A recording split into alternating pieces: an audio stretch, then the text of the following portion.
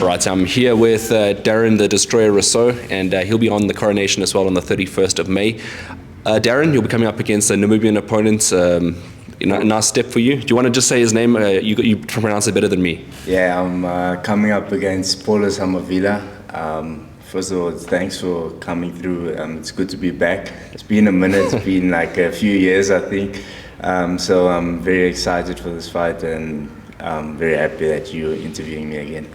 No, 100%, Darrin. I mean, we go back quite a bit. I mean, from ESPN days, even before that, when you made your debut in the post-fight interviews. And yeah, man, so this is another part of your journey now. You know, obviously, you want to sort of change the tides and get your career firmly back on track. International opponent as well, coming back. How do you feel about that?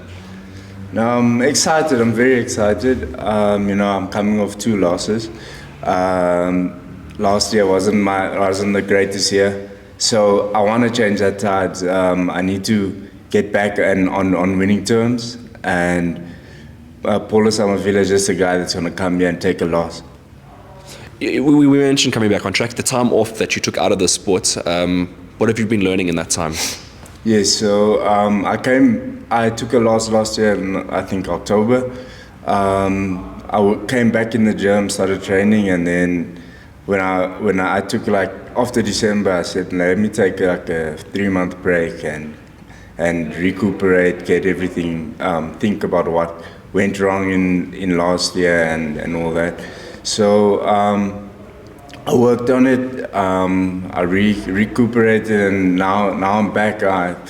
I know what I did wrong. I know that now is the time for me to actually make a change in my career. And yeah, it's now at the middleweight division, and I'm very excited and ready for it. Talking about the middleweight division, I've seen a lot of talk about Donjan Fonhedan fighting Dean Promnik, and that's sort of the #1 contendership now for Terence Khumalo's title. Are you wanting to be in that mix in the future? Yeah, definitely. I saw a video that Terence posted recently. I think it was in the week. He called out, I think it was Dean Promnik, called out Donjan Fonhedan, and then he mentioned my name last. So I want that fight. Let's have that fight. So whoever wins here, let's see who wins between Dean Promnik and Donjan Fonhedan. That's a nice fight. I'd like to watch that fight. So let's see what happens with them. But yeah, I'm definitely in the mix there. I want to extend that question really quickly, because you guys are former teammates. Just to provide context for people at home, you guys used to compete both in the junior middleweight division, and you both were very successful there. Now you moving to the middleweight division. He's been there for about 3-4 fights now. Size-wise, have you sized up for the middleweight division, and are you prepared to stay there? I am prepared to stay there. I'm not prepared to stay there for long. I'm not the biggest middleweight, but I am a big junior middleweight. I see opportunity at middleweight that I don't really see at junior middleweight right now. And it makes for a good fight that we were teammates back in the day. So yeah, I have no bad blood for him, but in this game there's no friends. And I'm ready to take his belt. Whether he likes it or not, I'll come for it. And just speaking on that, the other 2 guys that we mentioned, Dean Promnik and Donjan Fonhedan, we'll see what happens on fight night between those 2. Do you have any thoughts on fighting any of those 2? Yeah, a fight can happen between those 2. I don't really care. I just want a title right now. My eyes on the prize, and I've been in this game way too long without a title.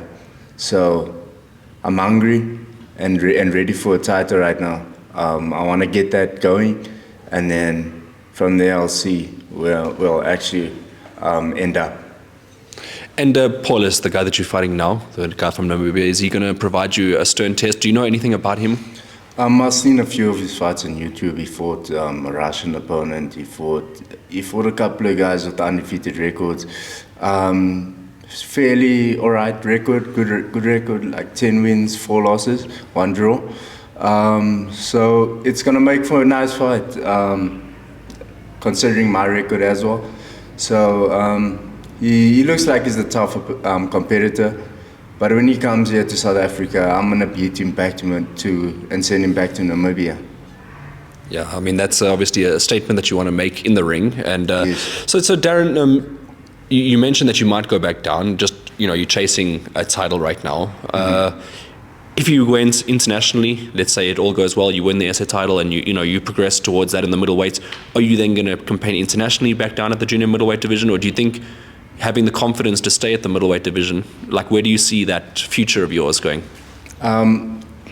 I think I'm a little bit smaller in the middleweight division, so I do think and my coach also wants me to be in the junior middleweight division. So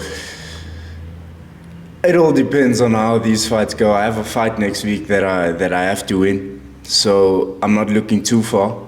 I have an opponent in front of me, and that's all that matters right now, is get the job done next week, Saturday, and from there we'll see what happens next. I just want to speak, psychologically, last year obviously wasn't a great year for you. This year you want to change the tides.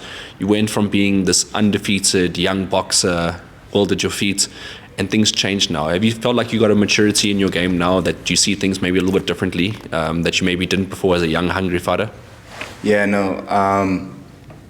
I'm still hungry. Yeah. I'm still young. I'm still hungry. I haven't lost the spark in boxing.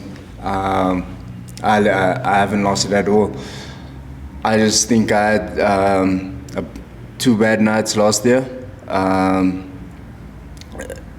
But now the hunger is still there, and I'm ready to ignite that flame on fight night now, and every fight that happens after that.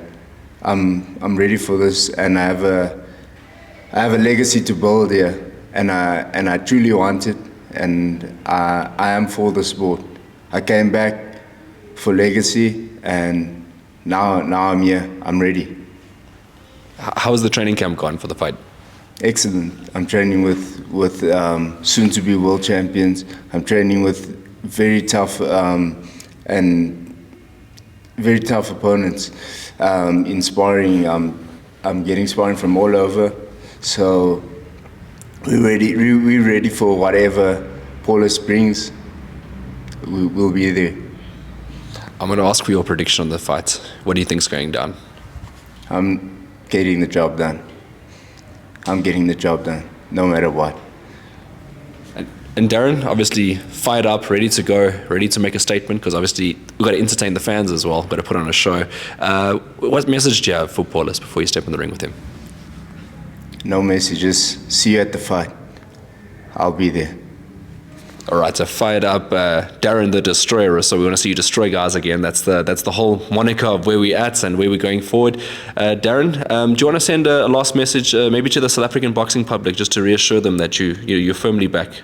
Yeah, guys, come 31st of May to Empress Palace, Golden Gloves. We're gonna be there. We're out again. We're fighting. Back me. I'll be winning again.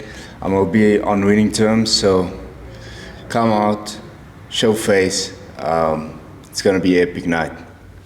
Awesome, Darrin. It's nice seeing you again, and as you mentioned, Yeah. after a very long time. Can't wait to see your fights and see what you can do in the ring. Hopefully all goes well and we're there celebrating again. Just lastly, any thank yous, any shout outs for anybody?